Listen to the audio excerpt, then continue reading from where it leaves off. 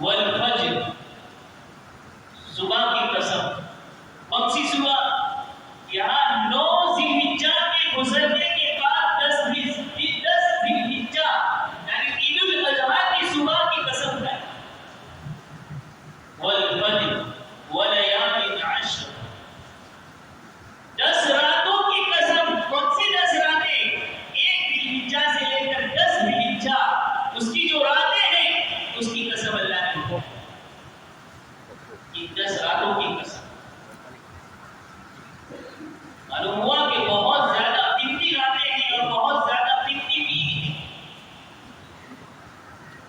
تو کیا کریں کہ ہماری عبادتوں کے اندر اضافہ ہو، کہ ہم نماز پڑھنے میں نماز کے ساتھ ساتھ نوافل کے اندر اضافہ ہو، ذکر و اذکار کرنے میں، صبح شام کی قیمتی تسبیحات پڑھنے میں اور زیادہ تھوڑا سا ذکر کر لیں. تلاوت کرنے میں تو تلاوت میں اور زیادہ اضافہ ہو. صدقات اور خیرات دیتے تھے تو ان 10 دنوں کے اندر اور 10 راتوں کے اندر اور زیادہ اضافہ. یہ نفلی عبادتیں اللہ کا قرب بڑھانے کے لیے ہیں.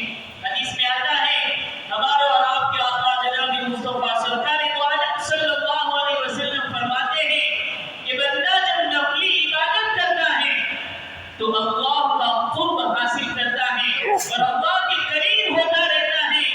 اتنا قریب ہو جاتا ہے کہ اللہ خود حدیث قدسی میں فرماتے ہیں کہ میں اس کی آنکھیں بن جاتا ہوں جس سے وہ دیکھتا ہے، میں اس کا کان بن جاتا ہوں جس سے وہ سنتا ہے، میں اس کا ہاتھ بن جاتا ہوں جس سے وہ پکڑتا ہے.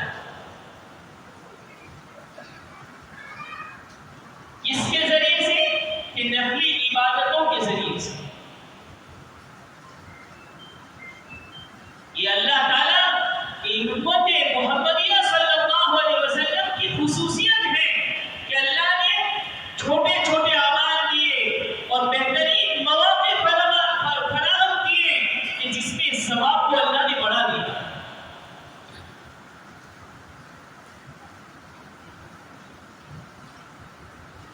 اب ان 10 دنوں کی قدر کہ زیادہ سے زیادہ اس میں عبادت کی جائے. اور ایسے ہی اللہ نے انسان کو، جناتوں کو جو پیدا فرمایا ہے، مقصد کیا ہے؟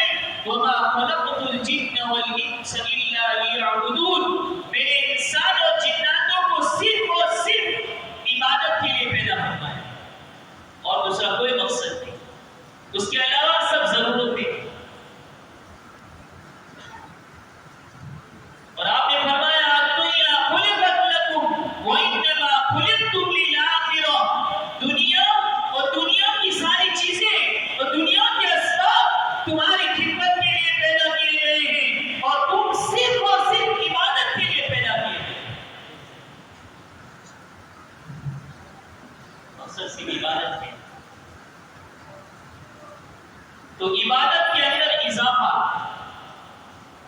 اور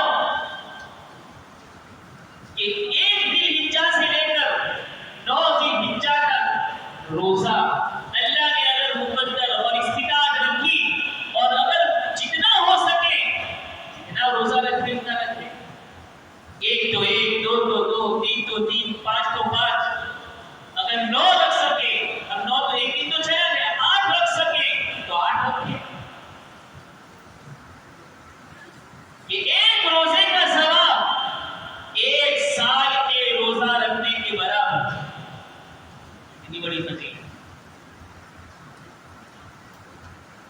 اور 9 ذی الحجہ کے دن روزہ رکھا گیا کہ اس کی بہت زیادہ فضیلت کہ 9 ذی الحجہ کے دن روزہ رکھیں گے تو اللہ گزشتہ پورے 1 سال کے گناہوں کو اللہ معاف فرما دے گا. یہ مغفرت ہو گئی.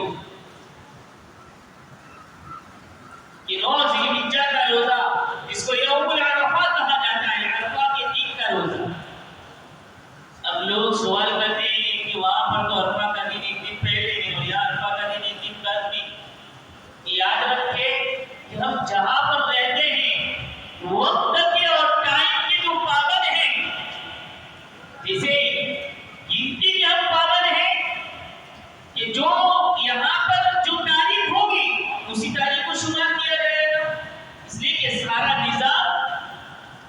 جو چاند اور سورج پر ہے، اور ہمارا جو نظام ہے وہ چاند کے مطابق ہے کہ چاند جیسا ہوگا اس کے مطابق ہوگا۔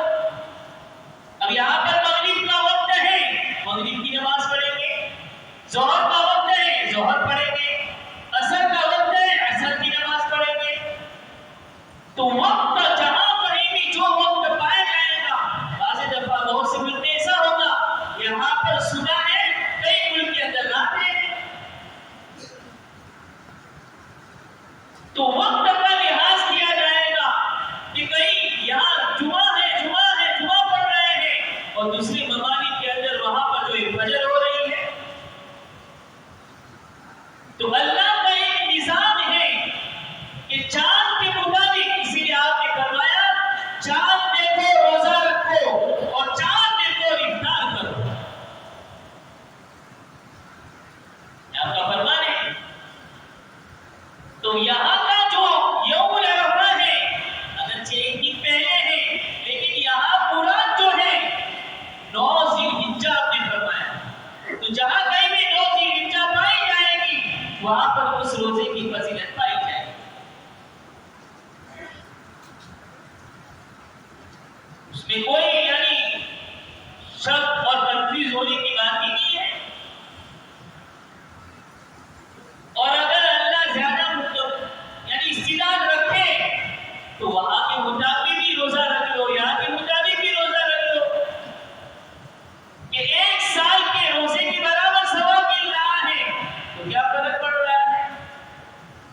نفلی عبادت ہو رہی ہے، نفلی روزہ ہے، اللہ کا قرب حاصل ہو رہا،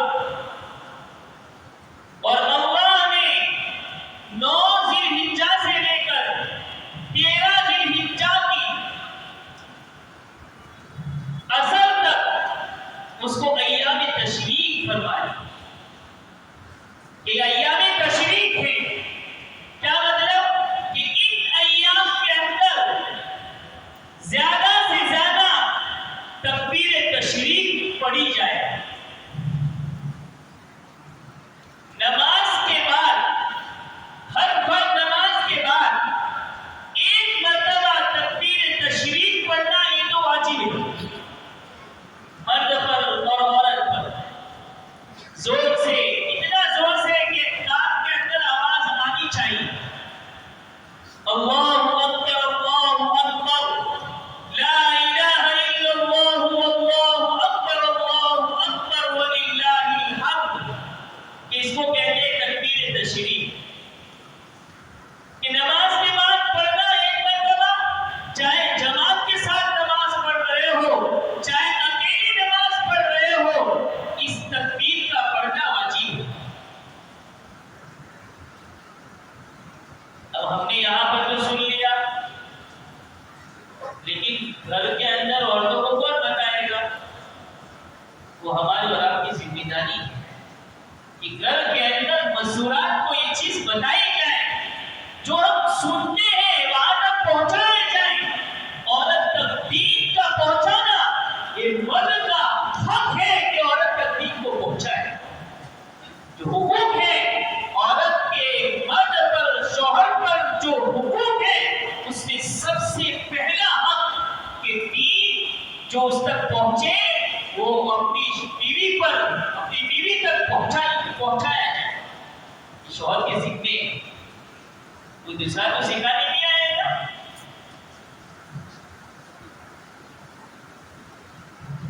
چونکہ عورتوں کا حکم کیا ہے؟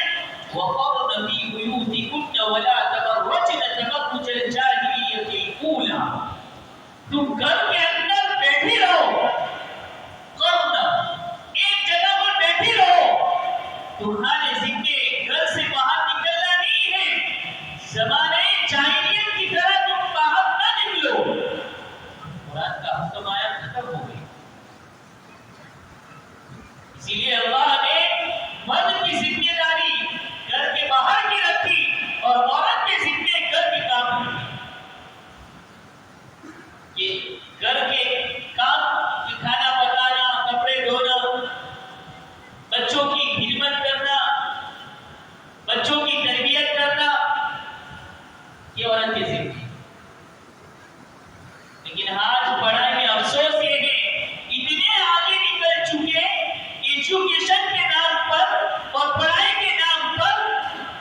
تو لوگوں نے یہ کہنا شروع کر دیا مرد عورت مرد کے شانہ بشانہ چلے، مرد بھی کمائے گا عورت بھی کمائے گی، مرد بھی جاب کرے گا عورت بھی جاب کرے گی۔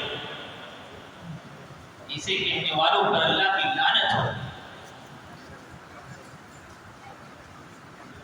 اللہ نے ذمہ داری تقسیم کی ہے، اسی لیے ایک عورت ہونے کی حیثیت سے اگر شوہر ہے تو شوہر کے ذمے حقوق ہے، باپ ہے باپ کے حق، باپ کے ذمے حق ہے، باپ بھی ہے بھائی کے حق، بھائی کے ذمے حق ہے، بھائی نہیں ہے چچا کے ذمے اس کا حق ہے، چچا نہیں ہے ماموں کے ذمے اس کا حق ہے کہ اس عورت کی ذمہ داری اٹھائے اور اس کا نافرمان اور نفع برداشت کرے۔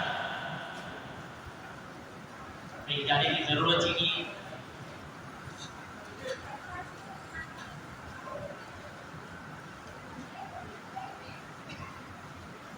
اور عورت کو باپ کی طرف سے بھی وراثت مل رہی ہے اور اسی طرح جو ہے شوہر کی طرف سے بھی وراثت مل رہی ہے۔ کہ اللہ نے نظام بنایا ہے کہ تمہیں گھر سے باہر نکلنے کی ضرورت ہی نہیں ہے۔ خیر بات ذکر میں آ گئی تو 9 ذی الحجہ کی صبح فجر سے لے کر 13 ذی الحجہ کی عصر تک یہ ایام تشریق ہے۔ اس کے اندر ہر نماز کے بعد ایک مرتبہ تکبیر تشریق کہنا یہ تو واجب ہے، لیکن چلتے پھرتے زیادہ سے زیادہ آدمی تکبیر تشریق کہتا رہے۔ اور ایک حکم کہ ان 10 دنوں کے 10 ایام جو 10 دن ہیں جن کے ذمے قربانی واجب ہے، اور جو قربانی واجب نہ ہو اور قربانی کرنا چاہتا ہو اس کے لیے مستحب یہ ہے کہ بال اور ناخن ان 10 دنوں کے اندر نہ کاٹے۔ یہ مستحب ہے۔ مستحب کا مطلب یہ ہے کہ اگر کسی نے کاٹ لیا بڑے ہونے کی وجہ سے تو کوئی گناہ بھی نہیں ہوگا۔ مستحب کا مطلب یہ ہے کہ کرو تو اچھا ہے، اچھا اس لیے ہے، اس کی حکمت یہ بیان فرمائی ہے کہ ان 10 دن جو ہے اس میں حاجی حج کے لیے جاتے ہیں اور اس میں احرام باندھتے ہیں۔ احرام کے اندر یہ ساری یعنی پابندیاں آ جاتی ہیں کہ ناخن نہیں کاٹ سکتے، بال نہیں کاٹ سکتے، خوشبو نہیں لگا سکتے، یہ پابندیاں ہیں۔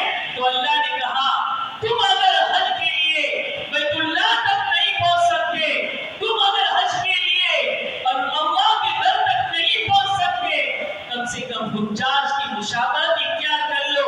اگر تم مشابہت اختیار کرو گے کل قیامت کے دن یہ کہو گے یا رب تیرے محبوب کی شباہت لے کر آیا ہوں، یا رب تیرے محبوب کی شباہت لے کر آیا ہوں، تو اس کو حقیقت کر دے صورت لے کے آیا ہوں۔ مشابہت ہے کہ کم سے کم آدمی مشابہت کو اختیار کرے، مشابہت اختیار کرے گا اللہ ایک دن قبول فرمائے گا، اللہ اس کو حج کی توفیق بھی دے گا۔ لیکن اسلام صفائی اور ستھرائی سکھاتا ہے۔ اگر کوئی بھول گیا اور بالوں کے اندر اتنا اضافہ ہو گیا کہ بھدا لگ رہا ہے، ناخن اتنے بڑے ہو گئے ہیں کہ اس کے اندر میل کچھ ایک سمجھ آ رہا ہے، تو اب صفائی کا تقاضا یہ ہے کہ اس کو کاٹ دیا جائے۔ تو پہلے سے آپ کو جو ہے ساری چیزیں کرنی چاہیے، نہیں کی تو پھر جو کر لو کوئی حرج نہیں، گناہ نہیں۔ اور یہ بھی یاد رہے کہ ان کے لیے ہے جو قربانی کرنا چاہتا ہو اور قربانی اس کے ذمہ واجب ہو۔ واجب ہونا اور ہے اور ایک کرنا چاہتا ہو اور ہے۔ واجب نہیں ہے لیکن کوئی کرنا چاہتا ہے، کر لو کوئی حرج نہیں۔ لیکن جس کے ذمہ واجب ہے اس کو تو کرنا ہی ہے۔ ایک غلط تصور اور غلط فہمی یہ ہے کہ ایک پورے گھر والوں کی طرف سے ایک بکرا ذبح کر لیا قربانی ہو، اسی لیے آپ علیہ السلام ہر قربانی کے وقت 2 مینڈے آپ ذبح فرماتے تھے، ایک اپنی طرف سے اور ایک پوری امت کی طرف سے۔ اگر سب کی طرف سے کافی ہو جاتا تو آپ اکیلے ایک ہی سب کی طرف سے کر لیتے، لیکن آپ نے اپنی طرف سے الگ سے کیا اور امت کی طرف سے الگ سے کیا، اور باوجود آپ کے یہاں تو 2 مہینے چولہے نہیں جلتے تھے، کبھی کبھی ایک کھجور پر گزارا ہو جاتا تھا، حالت یہ تھا، لیکن پھر بھی آپ قربانی کرتے تھے۔ حدیثوں میں یہاں تک آتا ہے کبھی الگ الگ ازواج مطہرات کی طرف سے بھی آپ نے قربانی کی۔ اس لیے حدیث میں آتا ہے کہ آپ نے قربانی کے وقت عائشہ رضی اللہ تعالی عنہا کا ذبیحہ جب آپ کو ذبح کیا جا رہا تھا تو آپ نے فرمایا اے عائشہ آؤ اپنے ذبیحے کے پاس کھڑی رہو، تمہارا ذبیحہ قربان کیا جا رہا ہے۔ اللہ آپ کے الگ الگ ازواج مطہرات کی طرف سے بھی آپ نے قربانی کی، اور آپ نے حجۃ الوداع کے موقع پر 63 اونٹ آپ نے ذبح کیے ہیں، 63 اونٹ آپ نے ذبح فرمائے ہیں، اس لیے کہ 10 ذی الحجہ یعنی عید الاضحیٰ کے دن سب سے محبوب ترین عمل اللہ کے نزدیک زیادہ سے زیادہ اونٹ جانوروں کا بہانا ہے۔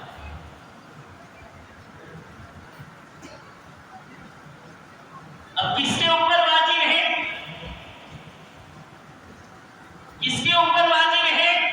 جو صاحب نصاب ہو، جو صاحب نصاب ہوگا اس کے ذمے قربانی واجب ہے۔ کہیں ایسا ہوگا باپ بھی مالدار ہے، ماں بھی مالدار ہے، اور جو ہے بچہ بڑا بالغ ہو گیا وہ بھی مالدار ہے، تینوں مالدار ہیں، تو تینوں کے ذمے الگ الگ واجب ہوگی، تینوں کی ذمے قربانی آئے گی، چاہے وہ قربانی کر لے چاہے جو ہے بڑے جانور کے اندر حصہ لے لے، لیکن تینوں کے ذمے قربانی واجب ہوگی۔ تینوں صاحب نصاب ہیں۔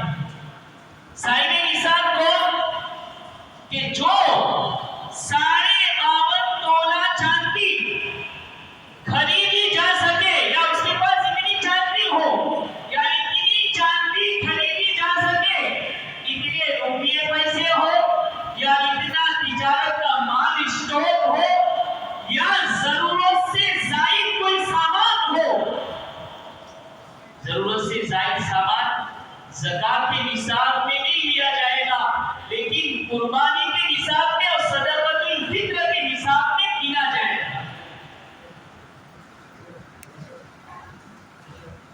ضرورت سے زائد کپڑے ہیں، 3 جوڑی کپڑے ضرورت کے، اس کے علاوہ ضرورت سے زائد ہے۔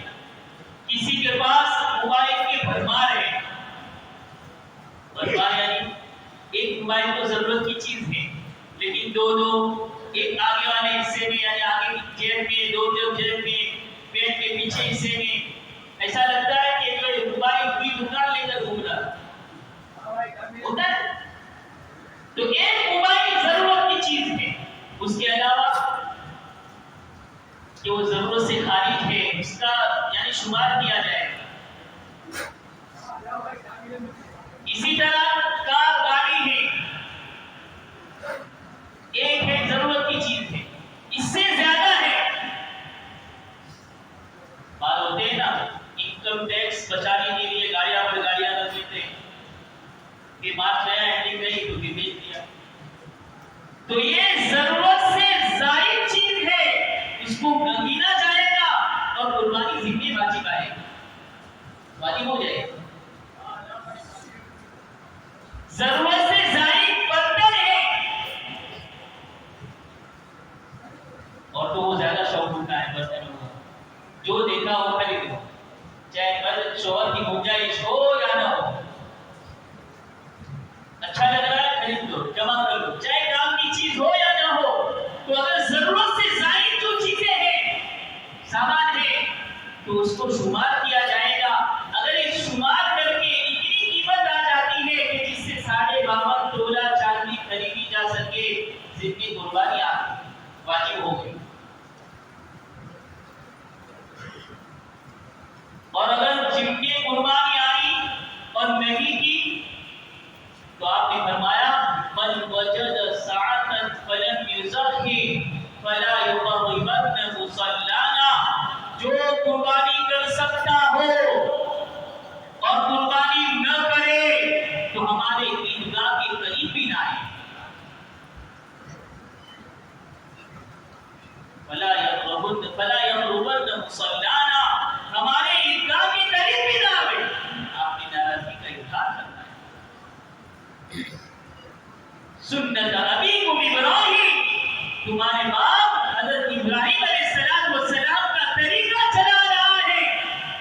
عزت کو زندہ کہ قربانی کہ اس کے ذریعے سے اللہ کا قرب حاصل ہوتا ہے. وَاتْلُ عَلَيْهِمْ نَبَأَ بَنِي آدَمَ بِالْحَقِّ إِذْ قَرَّبَا قُرْبَانًا فَتُقُبِّلَ مِنْ أَحَدِهِمَا وَلَمْ يُتَقَبَّلْ مِنَ الْآخَرِ. یہ قربانی تو آدم علیہ السلام کے زمانے سے ہے، لیکن وہ قربانی کی صورت الگ تھی کہ مال رکھا جاتا تھا اور آگ آتی تھی، اس کو اٹھا لیا، جلا دیا تو وہ قربانی قبول ہو گئی. اور اگر مان لے اس کو نہیں اٹھایا اور نہیں جلایا تو قربانی قبول نہیں ہوتی. تو وہ طریقہ اور تھا. لیکن یہاں سے سنت ابیکم ابراہیم، کہ کیسے سنت ابیکم ابراہیم؟ حضرت ابراہیم علیہ السلام کو اللہ نے زبردست آزمایا اور بہت زبردست امتحانات لیے ہیں. وَإِذِ ابْتَلَىٰ إِبْرَاهِيمَ رَبُّهُ بِكَلِمَاتٍ فَأَتَمَّهُنَّ. ابراہیم علیہ السلام دعا کر رہے ہیں، رَبِّ هَبْ لِي مِنَ الصَّالِحِينَ رَبِّ هَبْ لِي مِنَ الصَّالِحِينَ. اللہ ایک نیک اولاد دے. نیک اولاد مانگنا قرآن کہہ رہا ہے، جب مانگو اولاد تو نیک مانگو. رَبِّ هَبْ لِي مِنَ الصَّالِحِينَ رَبِّ هَبْ لِي مِن لَّدُنكَ وَلِيًّا. زکریا علیہ السلام، کہ اللہ اپنی طرف سے ایک ولی دے دے، جو تیرا ولی بننے والا ہو ایسا بندہ دے دے.